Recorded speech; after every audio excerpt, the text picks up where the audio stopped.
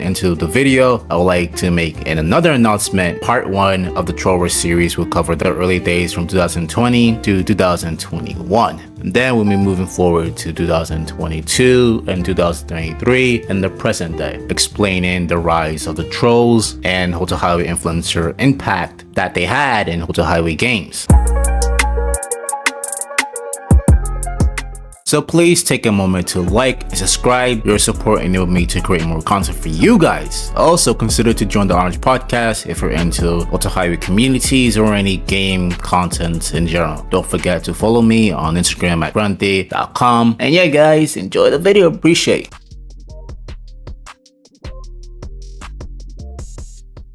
Before Zoro became infamous for his racism, he was relatively unknown and heavily influenced by his best friend Osiadox. Osiadox, the most popular troll from early 2019 to 2020, remained a mystery figure. Some players speculated that he's a 42-year-old white man that's married with family photos scattered across the internet, although this claim has never been proven. Others argue that simply Osiadox and Zoro might be even the same person. I know Dove and Sydney personally from our time as online friends, so I will use her accounts as evidence and other HH accounts on Instagram and in different types of platforms. Before we begin the video, while racism and discrimination exists before Osiadox and Zoro, their actions will significantly increase these issues in the community. So the troll wars began when Osiadox created a controversial room titled Dove is Black, Hide Your Wallet. This marked the first targeted against Dove, the owner of an exposed page, who exposed so many trolls in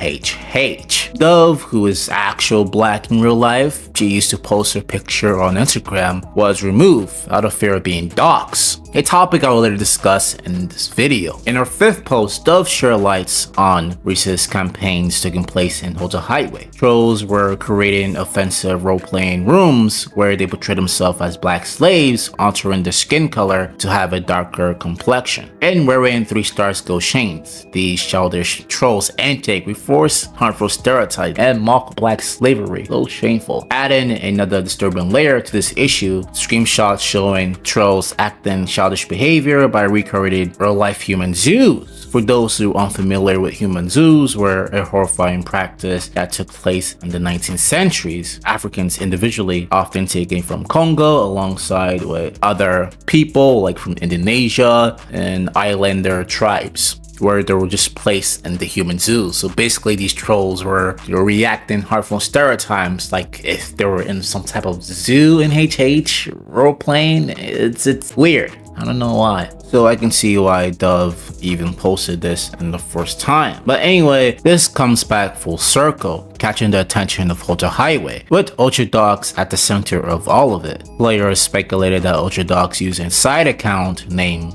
Zookeeper. After the account was banned, he switched to his main account, creating a room called Dove is Black. Like I said, this is going back in circles. Hide Your Wallet, which got him permanently banned from the game. Zoro follow a similar path, adding to the circle of trolling. After his side account was banned, he keep on coming back with new accounts, starting the same cycle of trolling and bannings. Other trolls like Mayor, Shakisha, Soja, 3 Winky, and 3 UI. Oh my gosh, these names are horrible. You can tell all these names are just so foolishly written. It's trolls. But anyway, they also become parts of this cycle where they were known for returning back under a new name to avoid detection from HH. Whether it was for fun or a thrill of trolling, they just keep coming back, creating this cycle of chaos within the game. It's sick behavior, but we're gonna get more to it as we move forward. There's one troll goes by Soul Shooter that made a pathetic room disrespecting Joy Floyd. It was so awful and have no respect for the dead. Starting from September 29, 2020 through November 2, 2020, November 16, 2020, October 27, 2020, and December 16, 2020, the online game Hotel Hideaway began to transform into a toxic and hostile environment. players increasingly engage in racism and prejudice behaviors, targeting others who have already faced discrimination in real life. But what triggered this chaos in this game? It can be tracked back to three major events in the real world. The most significant factor was COVID-19 pandemic, which amplified the tension and global frustration. Another key moment was the rise of the Black Lives Movement, which brought a lot of issues on racism and inequality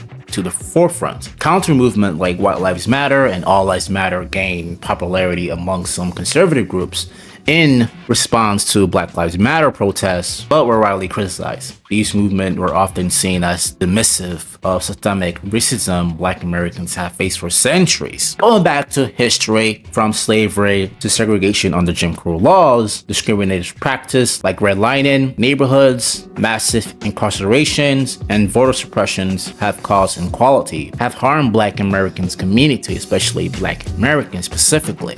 And this will become a problem, not just an issue that it can be solved easily, but no, this will become a huge problem when it comes to players using the Black Lives Movement as a support. There is a time when HH even create a one-star shirt about the Black Lives Movement. While some of these trolls would use the Black Lives Movement as some type of racist clickbait, creating rooms where players would be greeted with racist clickbaits by these trolls, calling black people the N-word and just saying racist words to just piss off people that are debating with them. As well, there were several factors behind why the trolls wars interrupted. Many trolls created rooms designed to harass players with racial slurs and offensive language, often targeting specific groups such as black players with pixel skins. These trolls use harmful names and stereotypes just to provoke and upset other players. The trolling escalated as some users dress up in offensive and racial stereotype to mock different ethnic groups. For example, they wore yellow masks to imitate Asian stereotypes. The typical yellow masks that trolls use online often mock Asian people by pretending to speak fake Asian language. They use made-up words or add random syllables like Huang, sun, or sun to sound like Chinese or other Asian dialect. While some players may not take it seriously, this kind of stereotype is harmful and it's rooted in a long history of racism.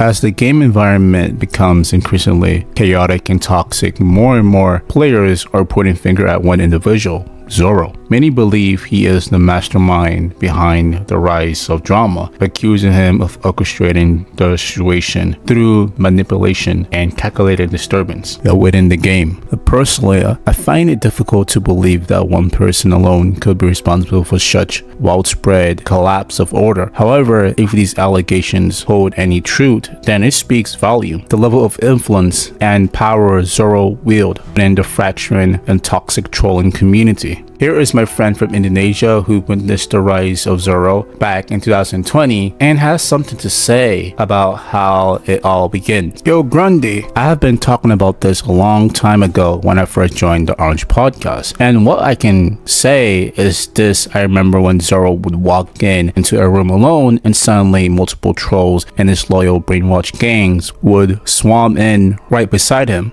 It was wild. Zoro wasn't just an average troll, he was something else entirely. Unlike most trolls who were divided themselves by ideology or personal cliques, Zoro was a unifier. Not in a good way though. He didn't believe in separation. He believes in united trolls from every toxic corner of the internet. That includes even the worst types, the racist ones, the ones who spread hate just to oppress others, and groups like the Southern Boys KK who follow white supremacist ideologies. These people rode behind Zoro repeatedly, the same recycled racist hate, and attack anyone who wasn't white enough.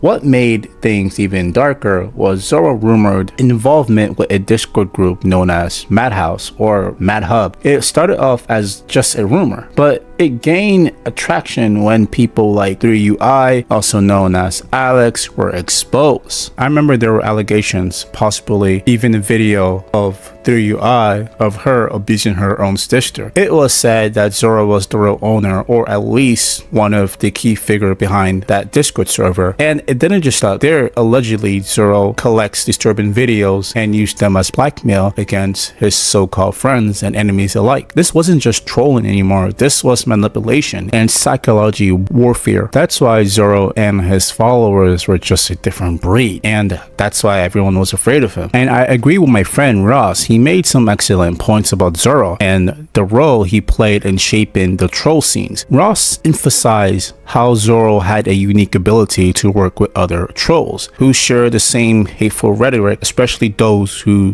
driven by racism. But the most important thing Ross pointed out was Zoro's talent for unification. Zoro didn't just run with one group, he brought together many different trolls, factions under one banner. While that was kind of an alliance, it isn't unheard of these days. Zoro was the first in HH history, I would say, to successfully form a unification network of these racist trolls groups. That made him stand out not because of his racist ideology, but because of how effective he organized it. These groups, despite their differences, backgrounds, and labels, share one common purpose, was to attack Dove, the owner of this exposed page. Groups like the Southern Boys KKK, created by Linear Skinner, I'm not sure if I'm spelling his name properly. In fact, I took a screenshot around of this account in 2020. However, if we check out his Instagram page, you would see what looks like a role-playing thing with his friends. But the more I look at his account, I noticed something strange. He was dressed in a way of a Confederate soldier, I guess, and even had a picture of General Lee. But anyway, back in 2020, I had a long conversation with Linear and Skinner, where we were back and forth debating in, from HA to political issue. Sadly, I didn't save the screenshot of the chat. I really wish I had it. It would have been great to include in a documentary. So it's only word of mouth. This is coming from me. This is coming from Grundy. Okay, going back. Now it's just all from memory. So I will try to remember. But I clearly remember one thing is how he often brought up the name Patrick Cruz. For a while, I actually thought that was his real name. I even saved it in Google Docs back in 2020 because I felt something was off. He keep on mentioning the name over and over, almost like he was talking in the third person. It's weird. A year later, as I'm reopening this case, I opened the same Google Doc and decided to look up the name just for research purposes. That when I found out who was Patrick Cruz really was, the person behind the El Paso mass shootings in 2019, where 23 people were killed in a racial motivated attack targeting Latinos. And during a conversation, Leonard Skinner openly supported the massive shootings carried out by Patrick Cruz. He said the victims deserved to die, and claiming that if he were in Cruz's place, he would not have turned himself in. Cruz, however, did surrender after the attack. Although the discussion, Linear Skinner frequently used the Second Amendment to justify violence, much of his language was indirect, which he made his interaction difficult to fully understand at first. Later, when asked about border control, his response briefly seems different. He stated that Hispanic immigration had helped the United States and contribute to its growth, which suggested a possible shift in his views. But that moment did not last. He quickly returned to extremist ideas, saying that if he were in power, he would create a caste-based system, forcibly sterilizing the descendants of the Hispanic people, and establish a form of enslavement as a solution to immigration. These views reflect the kind of people that Zoro associate with, the worst individuals in the HH troll space. John. Saucedo tells me she called 911 on 2 occasions and was asked to be placed on hold. She says she just simply couldn't believe it, and that's when she started recording. In El Paso, Addie Guajardo, KENS 5, Eyewitness News.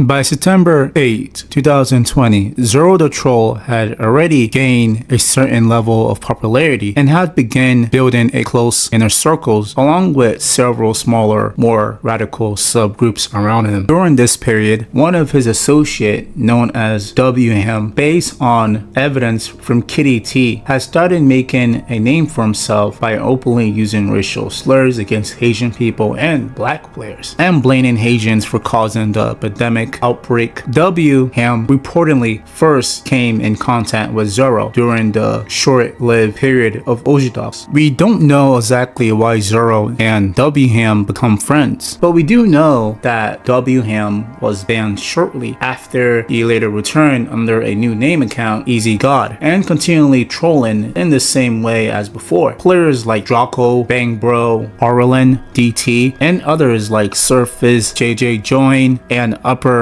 Owen, and so on, speculated by the community to be a part of a Discord group called Madhouse. This group shares Facebook, Snapchat, Instagram videos, and pictures of people they consider enemies, and sometimes even their own friends, who later become their own enemies. The troll world, or as you can see it, the troll realm, was chaotic. Allies constantly shift. Some older players speculated that CP videos and images were being created by using deepfake or distorted specifically for the Madhouse, claiming they came from the dark web. However, based on what is actually known of them, this does not appear to be the case. What they were doing was less complicated but still harmful. Zoro and his friends would find photos or personal information about players they dislike, share them in the Madhouse Discord, and then target those players together in HH like a gang. They would all show up at once and threaten people by saying they had pictures of their families or loved ones. In some case, they would even add the victim to their Discord and show them those images directly to intimidate them. How they obtain these pictures is unclear. That said, the Madhouse Discord likely no longer exists in the big 2026, and most of their victims were actually people within their own community. About half of their targets were outsiders, but there is an important difference between doxing inside the circle versus outside the circle. If the person was doxed or had their address leaked to the public, it usually meant they were already involved in the troll community and had personal ties to these people. It can either be an online or actual real life connections in the real world. Often this happens after a fallout or an argument where someone who would leak an address out of spite,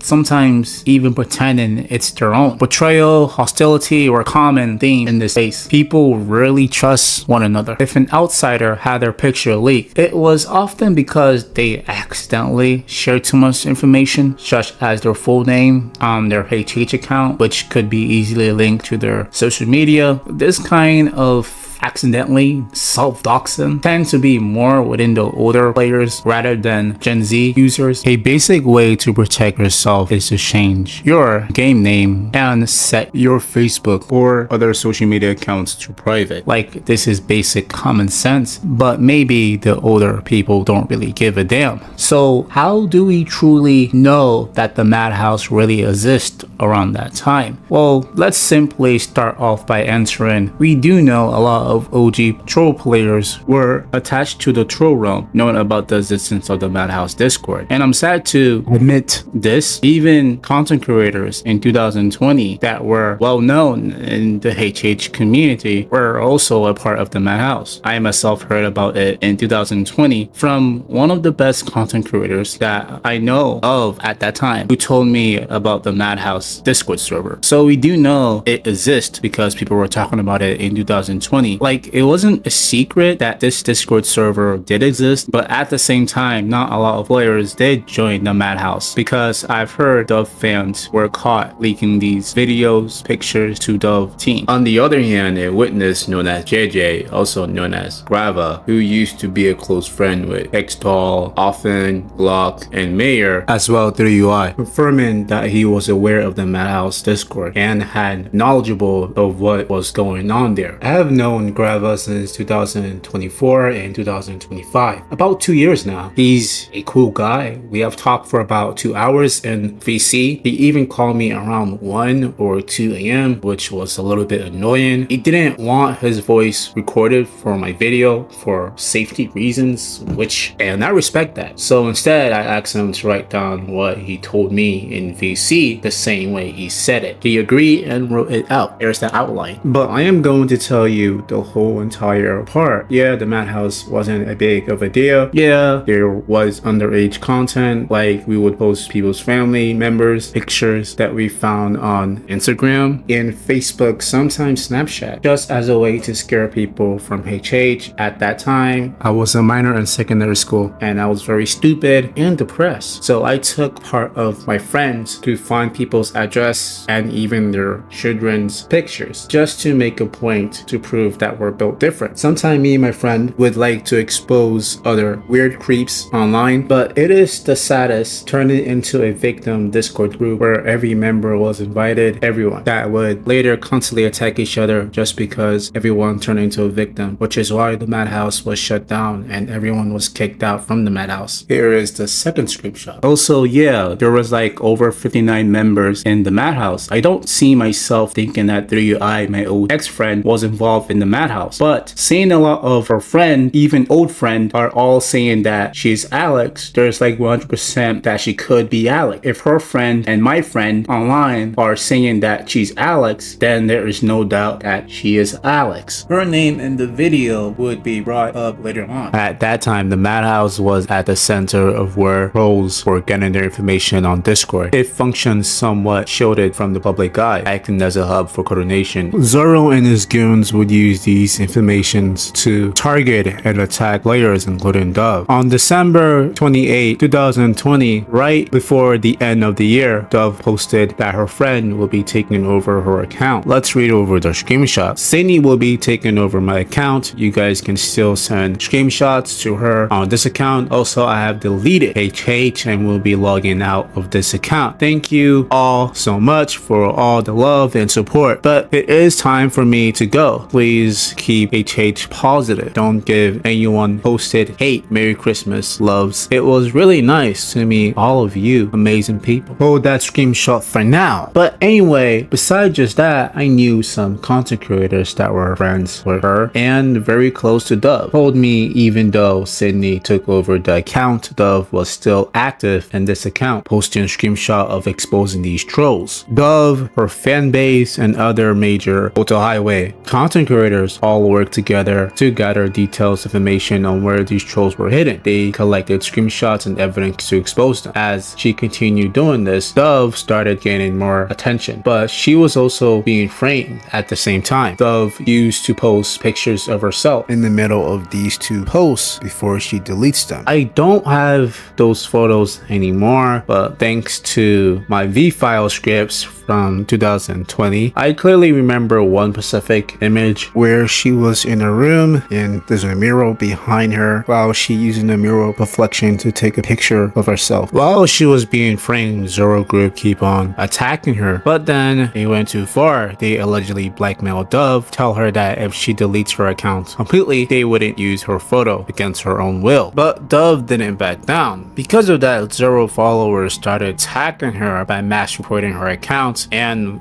fill up false flags, trying to get her account banned. I want you guys to pause this video and go to her homepage. I believe her friend Sydney eventually gave her account to another HH player, which is why the name is different now. If you look at the post where she exposed these trolls, you can see racist comments, hateful messages, false accusations, and people playing victim. All comes from these trolls. All of this probably made Dove anxious and possibly even fearful of Zoro group, but the final straw was when Madhouse had a screenshot of Dove real life photos. At that time, it didn't seem like it bothered her much because she had been posting pictures of herself before exposing trolls. However, things escalated when JoJo allegedly created a fake using her photo, attaching it to a well-known African porn star and posting it on free adult websites. That crossed a serious line, publicly humiliate her. I even tried bringing this up to her attention, but the conversation didn't go the way I expected. I asked her directly if it was true that her picture had been posted on a porn website. I haven't seen it myself. I only heard about it from the Madhouse claiming they did it. There were two sides to the story. Some trolls were falsely claiming she was a real adult porn star, which wasn't true at all. From what I remember, she looks very young. So those claims were completely false. Others were saying the entire story that they fabricated was a complete lie. As for me, I just wanted to confirm the truth. And according to an inside source, she had a panic attack when the trolls began to threaten not only her, but her family as well. That seemed to cross a serious line for her, which ultimately led to her to give the account to her friend, Sydney, known as Moonlight, to take over the account. So that is the full story of her transferring her account to her friend, Sydney. Please, if you guys have reached this far, like and subscribe. Check here if you want to watch part 1B. So please check here. Thank you so much. Have a great, wonderful day.